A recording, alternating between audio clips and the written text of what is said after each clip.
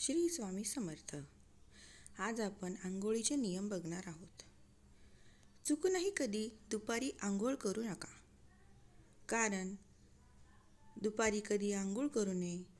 दुपारी आंघोळ करणे अतिशय अशुभ मानले गेले आहे. शास्त्रामध्ये याला राक्षसी स्नान असे म्हटले आहे. जे लोक दुपारी 12 नंतर आंघोळ करतात त्यांचे जीवन उद्ध्वस्त होते. अशा लोकांचे चंद्र, शनी आणि राहू हे 3 ग्रह खराब होतात. या ग्रहांच्या बिघडल्यामुळे ग्रहण आणि विषयोग तयार होतो. या योगामुळे त्यांच्या वडिलांना आणि मुलाला भविष्यात त्रास सहन करावा लागतो. कुंडलीत कधीही शांती आणि सुख राहत नाही.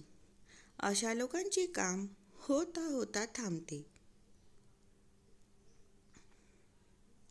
म्हणूनच शास्त्रामध्ये सांगितले आहे, 900 काम सोडून आंघोळ करा आणि 9000 कामे सोडून भोजन करा.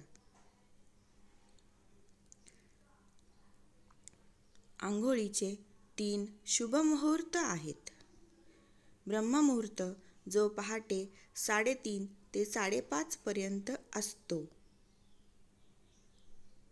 शिवमुहूर्त जो सकाळी 6 ते 8 या वेळेत असतो.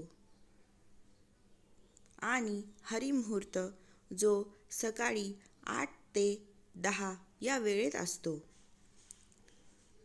जर तुम्ही या मुहूर्तामध्ये आंघोळ केली तर तुम्हाला उत्तम आरोग्य लाभेल. श्री स्वामी समर्थ.